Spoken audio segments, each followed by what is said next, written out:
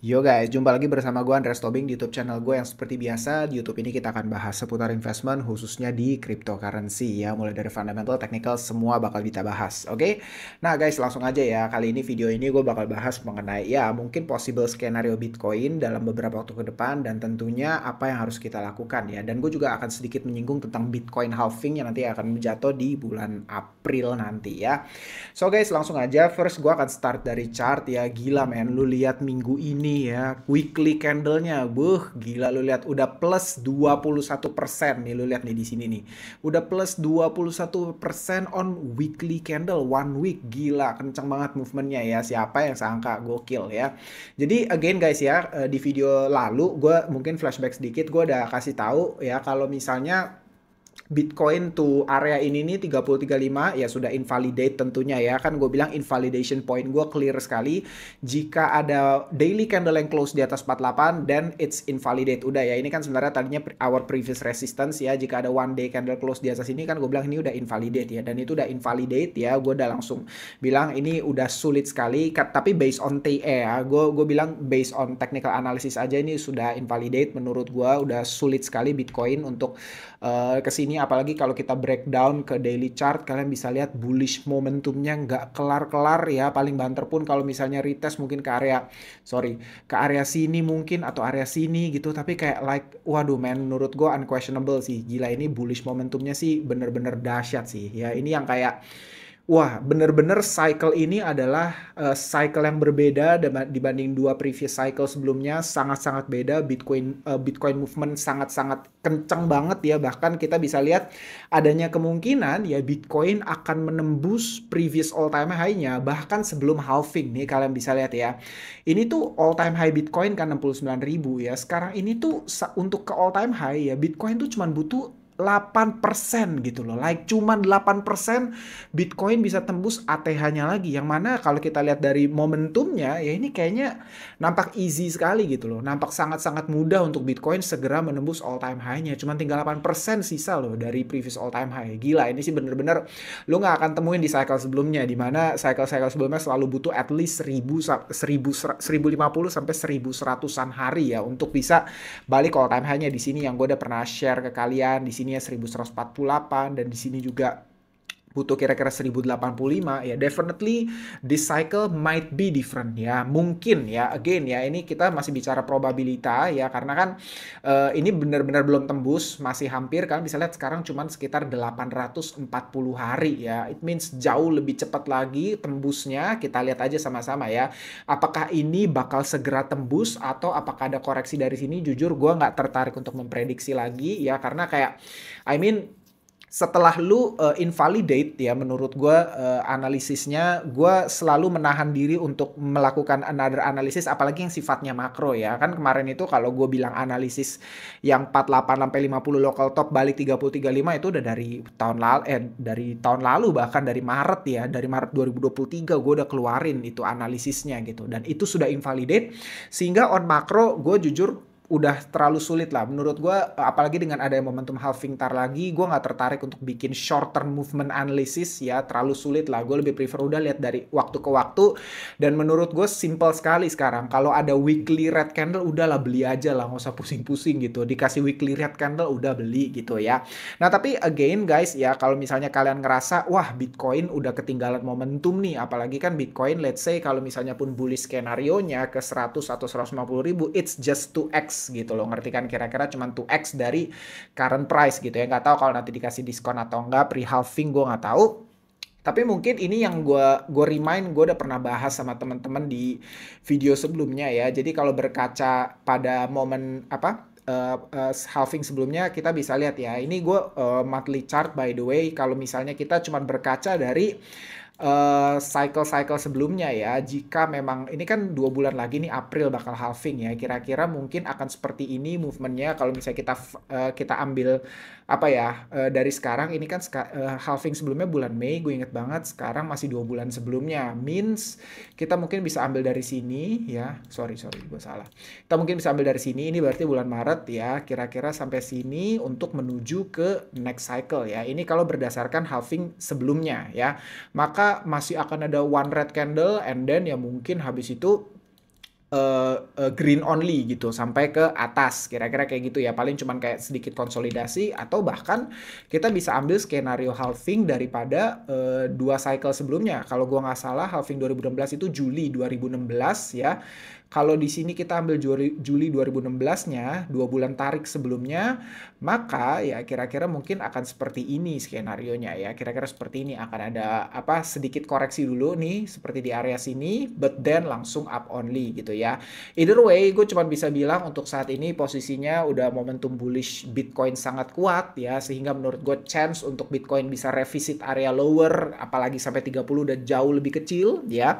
Balik-balik berdasarkan TA, berdasarkan on-chain, apalagi on-chain lebih nggak masuk akal lagi, karena kalian bisa lihat nih, gue tunjukin sedikit data on-chain ya. Ini data dari Bitbo, by the way, kalian bisa buka sendiri kan. Saat ini per 10 menit itu ada 6,25 Bitcoin ya yang di-mine. Kalian bisa lihat di sini angka 6,25 itu kan per hari ya Bitcoin. Sorry, per 10 menit ada 6,25 Bitcoin yang mined ya. Jadi kalau secara kalkulasi simpelnya 6,25 dalam sejam ada kira-kira 37,5, dan per hari 24 jam itu ada 900 Bitcoin. Jadi kalian bayangin per hari 900 Bitcoin pada saat ini.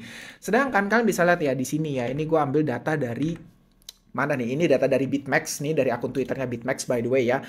Ini adalah data institutions buy sejak Bitcoin Spot ETF di tanggal 11 Januari. Kalian bisa lihat ya. Ini 11 Januari ini kan pertama kali Bitcoin Spot ETF approved gitu ya. Kalian bisa lihat per hari ya itu demand-nya sampai dengan 14.000 Bitcoin per hari. Walaupun ini kalian bisa lihat ya ada naik turun tentunya ya. Karena kan institutions juga trading ya. Pasti mereka juga cari untung. Kalian bisa lihat ada 9 institutions yang beli: BlackRock, Fidelity, Bitwise, ARK, Invesco, dan seterusnya. Sedangkan hanya 1 institutions yang jualan, yaitu Grayscale ya. Kenapa? Karena ya Grayscale ini kan udah dari tahun 2013 kalau teman-teman tahu ya. Ini lu lihat aja pada sendiri. Waduh, kok lampu gue mati? Itu dia. When Grayscale Bitcoin ETF launch itu tuh bukan BTF. Bentar, mana ya?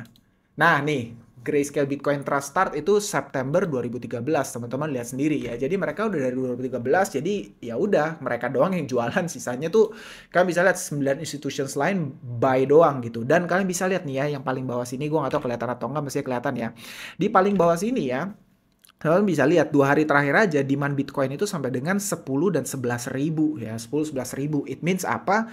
Per harinya teman-teman bisa lihat kalau 900 Bitcoin yang di-issue, yang Bitcoin baru yang diterbitkan per hari, maka itu sehari-hari itu defisitnya itu bisa 11:1 gitu. 10 sampai 11 ribu demand, ya 10 ribu aja demand dengan 900 supply. It means apa?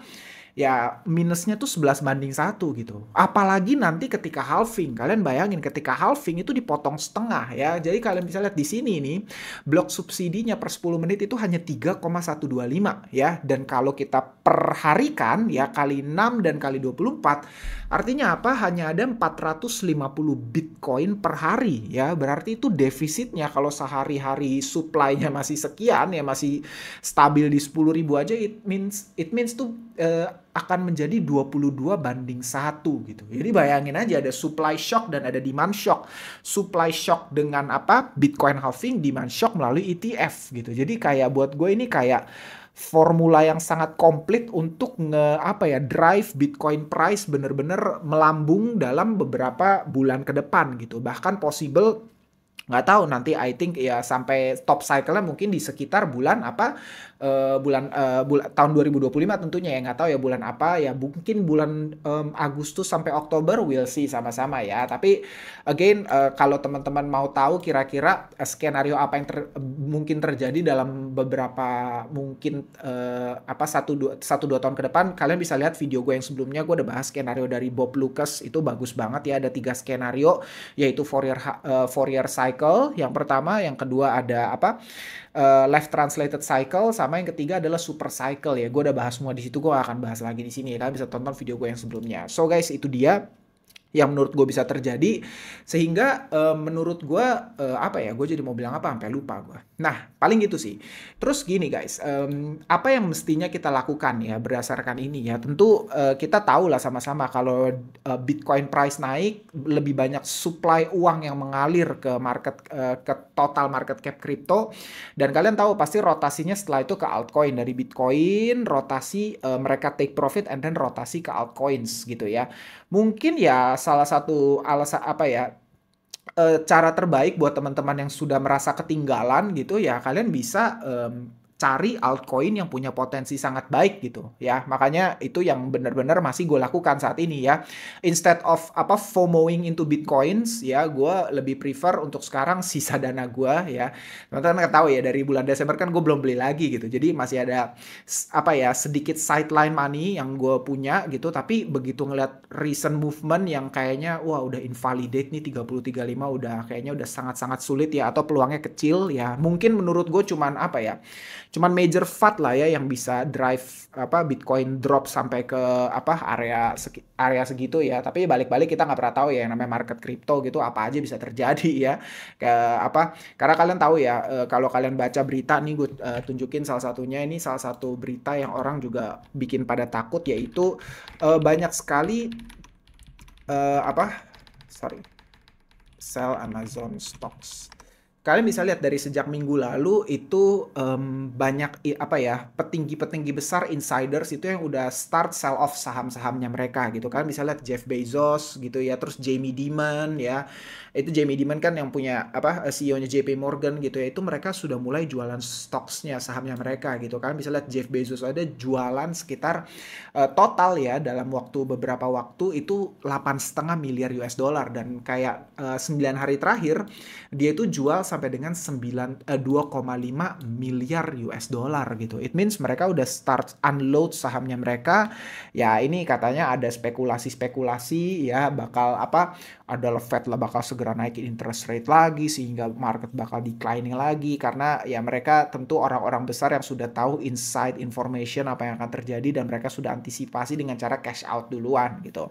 Tapi guys, gue nggak mau ngelihat ini, gue nggak terlalu mau pusingin hal ini sebetulnya, karena menurut gue Bitcoin ini punya apa ya, behaviornya sendiri. Bitcoin ini punya apa ya, demandnya sendiri. Bitcoin ini punya keseksiannya sendiri, sehingga gue nggak akan terlalu reflect dengan ini ya. Gue consider benar-benar Bitcoin ini bullish momentumnya gila banget ya, possibly benar-benar narasi apa ya, benar-benar gue baca di Twitter, tapi gue udah lupa linknya di mana ya. Ada satu analis yang kayak bener-bener nge-share secara inflows gitu ya, cukup banyak traders atau investor yang udah mulai cash out gold ETF-nya mereka, dan mereka buang, maksudnya mereka convert menjadi Bitcoin ETF gitu, sehingga akan lebih banyak money inflow yang masuk ke crypto market, sehingga kayak there is no reason to be bearish saat ini gitu untuk Bitcoin gitu. I mean, kemarin pun kan gue bukan bearish, tapi lebih ke arah ya just apa ya,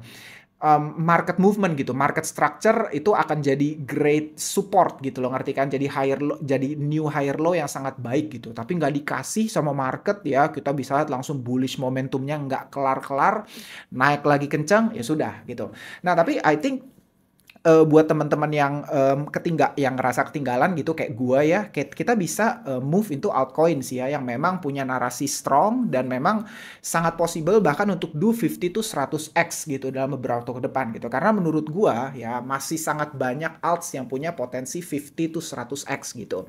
Ini mungkin next video lah ya gue bahas. Kalian bisa lihat ini udah 13 menit coy gue ngomong gitu. Tapi di next video ya gue janji gue akan bahas mengenai apa ya, kripto yang in my personal opinion punya potensi 50 to 100x bahkan gitu ya, dan gimana mungkin cara identifikasinya gitu.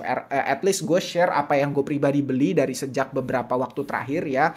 Overall seminggu apa ya, gue bisa bilang 1-2 minggu terakhir sejak Bitcoin strong movement gini, gue terus menerus load di altcoins gitu ya. Banyak sekali altcoin yang gue beli, yang gue share sih ke beberapa teman-teman ya di TikTok, dan termasuk yang paling utama gue share di private channel gue ya. Untuk teman-teman yang buy TikTok series gue, kan gue bilang gue akan share semua update kripto apa aja yang gue beli, dan gue bener-bener share semuanya di situ. Nih teman-teman bisa lihat lah, mungkin gue kasih tahu salah satunya kayak Ordiswap ya, itu adalah Uniswap untuk Bitcoin. Gue udah beli dan itu udah naik 30-40% gitu. Terus ada lagi beberapa meme coin yang gue beli lagi yang udah langsung naik kenceng banget gitu. Kayak semalam 2 hari lalu nih gue tunjukin aja, gue disclose ya kalau gue itu buy WEN ya, WEN-nya Solana, kalian tahu ya, WEN coin ya yang developernya kucing itu ya. Jadi WEN coin itu menurut gue walaupun launchingnya agak predator ya, kalian bisa lihat launchingnya langsung naik damnya luar biasa. Itu kan seingat gue yang mereka yang eligible dan juga holdernya Jupiter kan ya, tapi kita bisa lihat dari airdropnya itu udah predatory sekali, udah turun banget. Tapi gue lihat community-nya nggak move, community-nya tuh masih stay ya, mereka tuh masih aktif sekali, masih banyak meme-nya yang terus keluar, meme kucing itu. And then gue pikir wah this is a good opportunity, makanya gue langsung jump in ke WEN, dan WEN udah naik gitu ya. Itu ada gue beli di CoinEx by the way, gue nggak beli di Jupiter atau di Radium ya, karena gue nggak gitu into Solana, jadi kayak gue pakai USDT aja gitu, gue belinya di CoinEx ya. Terus ya, dan masih banyak lagi lah yang gue buy lah ya. Gue melihat altcoin ini punya peluang untuk bisa revenge ya. Gue bisa bales dendam gainsnya Bitcoin yang gue ketinggalan ya, dari kemarin kan gue masih ada tunggu, tapi ya udah gainsnya yang gue lost itu di Bitcoin ya, yang mestinya kalau gue terus beli, apalagi pas turun ke 3840 gue beli, itu kan gainsnya bisa like 50%-an gitu ya. Itu gue mau bales di altcoin yang menurut gue punya potensi sangat baik, kira-kira kayak gitu. Tapi next video gue bahas sama kalian ya.